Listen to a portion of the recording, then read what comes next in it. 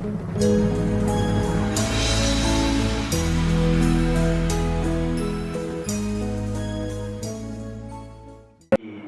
mu présenté comme ça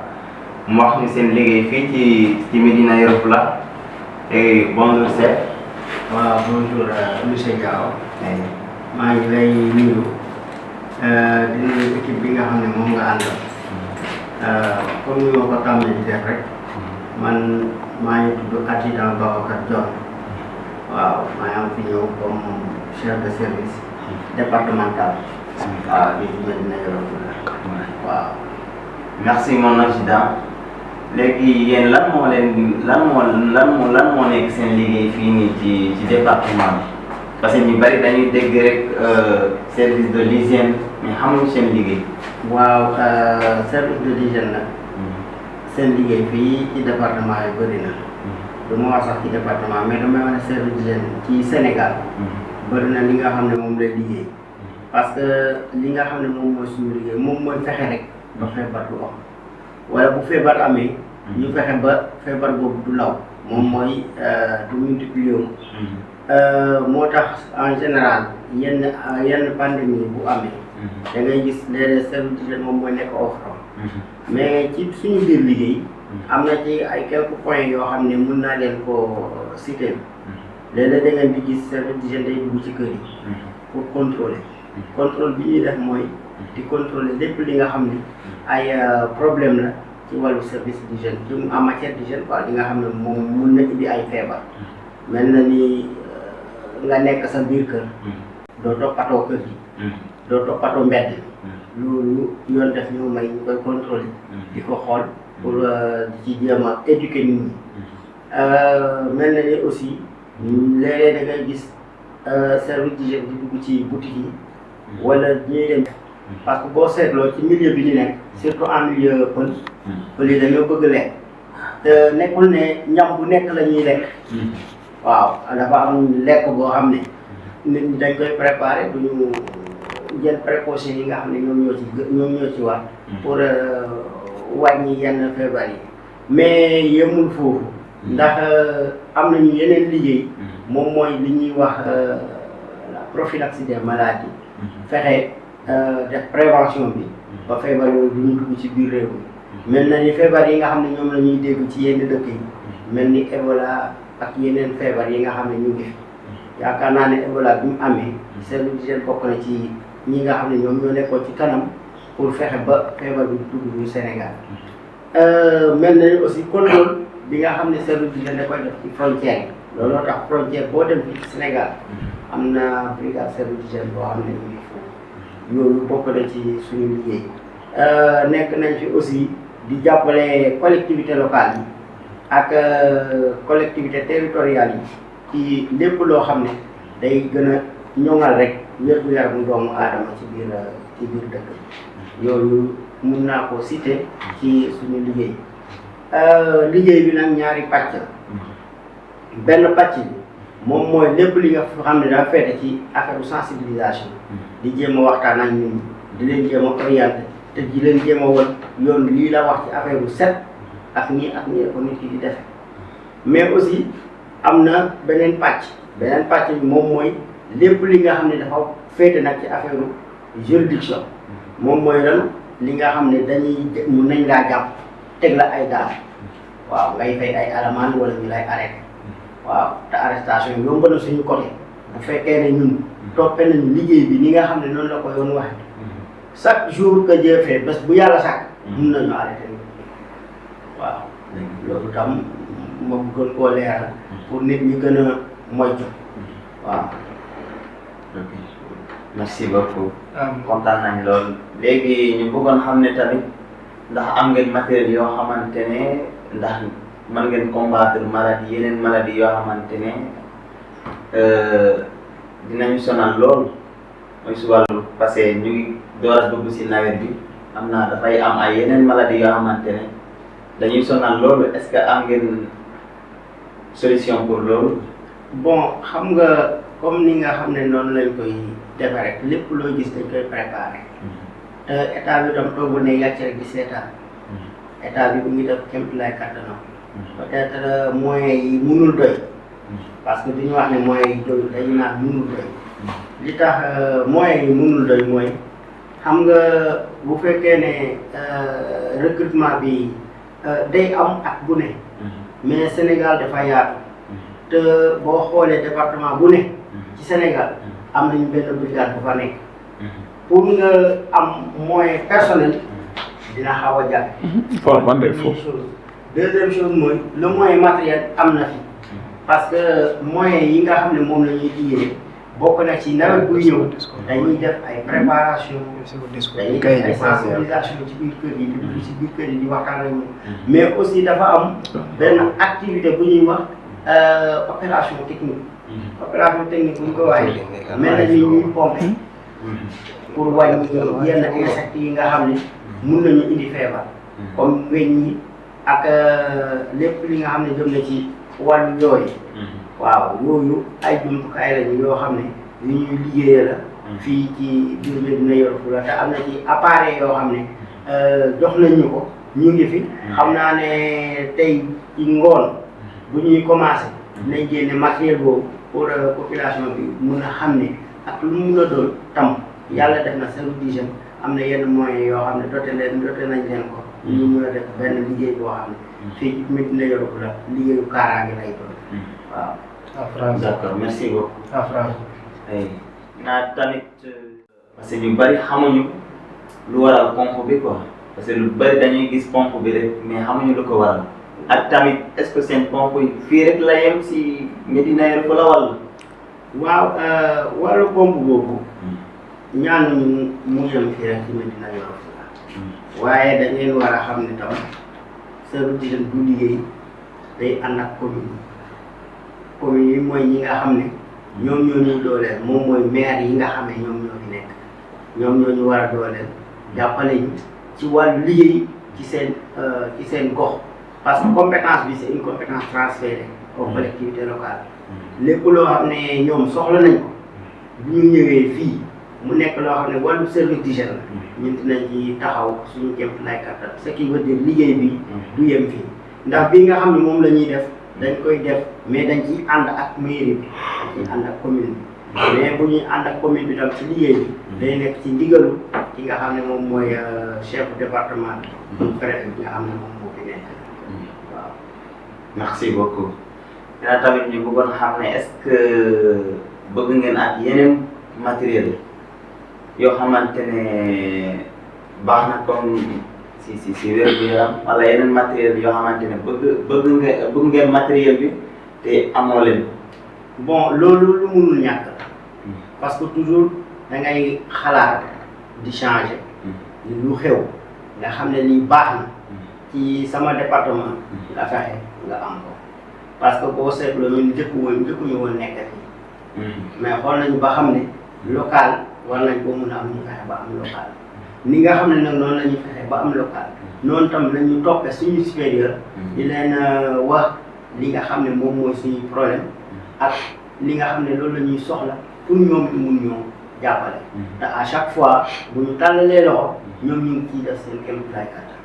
waaw matériel bi moom du doy comme ni ñu ko mun a waxee boobu da ngaa mun a wax rek sa hiérarchie ñoom ñu mun cee taxaw pour nga mun cee jóg waaw mu ngi ci te matériel bi comme ni ma ko mun a waxee am na ci yoo xam ne moom wax dëgg yàlla jox nañu ko mu ngi fi mais buñ ñu doon lee tamit dañuy jël waaw. d'accord merci beaucoup. léegi ban solution ngay apporter ci population bi concernant les maladies. bon xam nga comme ni ñu mun a waxee ñun nekkul ne dañuy indi ay solution ci feebar yi mais dañuy wax nit ñi naka la ñuy def ba duñu feebar ñu ngi ñëw ci nawet ku wax nawet en général seen lor askan bi du ñu lor askan bi mooy lan yéen ñun ñi nga xam ne ñun ñoo nekk ci biir dëkk bi muy man maa ngi yeewoo biir Médina Yoro Foulah xeex yi pour feebar yooyu bëri na parce que joxe nañu ay sànke joxe sànke bi xeex la mais dafa nekk xeex boo xam ne individuel la comme ça man sama wàllu bopp may xeexal sama bopp pour yooyu duñ ma màtt te xam naa ne yooyu duñ ma màtt du ma feebar may tëdd ci sànke guddi yëpp bés yëpp mais famille bi yëpp di tëdd ci saal yi ndax feebar yooyu bu amee benn feebar bu ñëwee ci benn kër mu nekk feebar boo xam ne day wàllaate balaa muy génn kër gi moom mooy bu ñëppay am mais pour loolu bu mu am nañ fexe fi nga xam ne foofu la yooyu di jur buñ ko am fi nga xam ne yooyu foofu la ñuy la ak tam buñ ko am nan lañ koy defee mooy nañu fexe fépp boo xam ne day tàndox ñu jéem ko bàyyi mu ngeen jëlee loolu foofu di ko suul bu nekk ay pax bu fekkee ay pot yu yàqu yi ñu génne leen kër gi bu fekkee pneu yu yàqu itam ñu sànni ji leen wala ñu lakk pneu yooyu tam ay système la pour xeex sibiru am na tam système bi nga xam ne moom lañu bëgg a def tey ci guddi moom mooy poudre dëkk bi boobu tam benn xeex la ci xeex yi boobu moom la ñuy wax la chimie boobu dañ koy def boo xeexee ak sànq yi xeex ak taataandoo yi nga xam ne moom mooy am léegi ñu poudre la dëkk bi boo matul mun nañoo wax ne mun nañoo toog Médina Yoro Foulah ren ba nawet bi jeex te kon sibiru du am xam naa ne bu askan bi jàppee ci loolu fexe ba benn pot buy traîner nga xam ne mun na taa ndox yenn fa fanaan fa am fa ay fan du am bu fekkee ne askan vous s'il vous plaît. Bon, moi c'est adjudant Babacar Dione. Je suis le commandant de la brigade départementale du Génie de Médina Yoro Foulah. Voilà mon adjudant, vous venez de procéder à un lancement de saupoudrage dans la ville de Médina Yoro Foulah. Vraiment, qu'est-ce qui vous a motivé à faire ce geste que vraiment c'est une première à Médina Yoro Foulah? Bon, oui, il y a certains gens qui nous disent que c'est une première à Médina Yoro Foulah. Mais le service d'hygiène, comme je peux le dire, il a tendance à le faire chaque pré-hivernal. Parce que ces activités-là, on les appelle des activités pré-hivernales et la préparation de l'hivernage, puisque on commence à recevoir des pluies au niveau de Médina Yoro Foulah. Il y a la multiplication de certains insectes comme les moustiques et d'autres insectes qui sont nuisibles pour la santé de la population, qui peuvent causer en même temps un danger public, comme on peut le dire, un danger pour la santé publique. C'est pourquoi on a procédé à cette activité pour faire une activité post-hivernale qui va encore suivre une activité pendant l'hivernage et une autre activité après l'hivernage. Voilà, vu l'importance de cette activité que vous venez de lancer tout de suite au niveau de la ville de Médina Yoro Foulah, est-ce que vous avez des perspectives à continuer ce saupoudrage? Bon, nous avons des perspectives pour les continuer, c'est comme je viens tout de suite de le dire, parce que ça ne va pas s'arrêter à Médina Yoro Foulah. Nous allons continuer à le faire, même dans les autres communes, mais ça sera en collaboration avec les maires. Parce que c'est des activités qu'on doit faire quotidiennement pendant l'hivernage. C'est des activités qu'on doit faire avant l'hivernage, pendant l'hivernage et après l'hivernage, comme je viens tout de suite de le dire. Les populations, est-ce qu'ils ont été informés par rapport à cette activité pour vraiment mieux prendre des précautions? Bon, vous savez, comme on a tendance à le faire, on ne fait jamais des activités sans pourtant aviser la population. Parce que hier seulement on a fait une émission à la radio concernant ces activités-là. Je pense que la population a été informée. Même j'ai fait un petit tour pour informer certains commerçants comme les boutiquiers et consorts pour leur dire de prendre leurs précautions, de fermer avant que les gens commencent les activités. Voilà, je pense que vous avez quelque chose à dire. Oui, ce que je veux dire de ce côté-là, c'est de toujours sensibiliser la population. Parce que vous savez, il y a, je pense que pendant le mois d'avril et le mois de mai, on a procédé à un recensement et à une distribution de moustiquaires imprégnés d'insecticides. C'est pour un peu lutter contre le paludisme et d'autres maladies qui sont nuisibles pour la santé de la population. C'est pourquoi il faut que la population ait la tendance de lutter contre ces insectes-là, comme les moustiques, parce que les moustiques sont des insectes très dangereux. Ils causent des maladies. Les gens pensent que c'est le palu. Ce n'est pas le palu seulement qui vient des moustiques. Il y a d'autres maladies transmissibles par les moustiques. Donc, les gens doivent prendre leurs précautions. On dit que le moustiquaire, c'est pour une lutte individuelle. Donc, il y a d'autres procédés de lutte. et la population doit nous aider par rapport à ces fléaux-là pour qu'on puisse un peu éradiquer le palu au niveau de la région de Kolda. Voilà, mon adjudant Babacar Dione tey ñu ngi fii ci ville bu Médina Yoro Foulah ñu def léegi benn lancement ci wàllum saupoudrage bi ñu ko mënee wax loolu lan moo waral ci loolu léegi ngeen def lu nu mel nii. saupoudrage bi nga xam ne moom la ñuy def dañ koy def pour rek bokk ci xeex bi nga xam ne moom la ñuy xeex feebaru sibiru comme yeneen feebar yi nga xam ne ñoom ñoo fi am moom moo waral ñun tam ñu procédé ci saupoudrage bi commencé ko ci guddi tey mercredi bu tey bi waaw. D'accord ñu gis ci ngeen def ci ay liggéey bu mucc ayib est-ce que population bi nit ñi yëgal nañ leen xibaar waa maanaam yéen a ngi def liggéey bu mel ni. waaw defoon nañu xibaar bi joxe woon nañu information bi pour population bi xam ne tey ci àllarba bi ci guddi 23h dinañu def benn poudrage ci dëkk bi